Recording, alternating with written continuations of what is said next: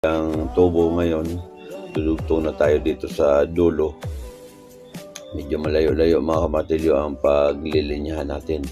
Ngayon mga kamatilyo, ayan, papakita ko sa inyo kung paano gamitin itong ating PPR heater. Ayan mga kamatilyo, pag nag-set up kayo ng PPR heater, yan, isabay nyo initin mga kamatilyo, ganyan ang setup niya para sabay nyo rin tatanggalin dito sa heater para i-connect nyo yung parehong tubo. Yan.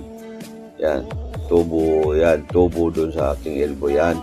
Sabay, kailangan mga kamatilyo, marami na akong video nito. Kailangan dun sa mga hindi pa nakapag-connect nito mga kamatilyo, ganito lang yung setup niya sa ating PPR pipe.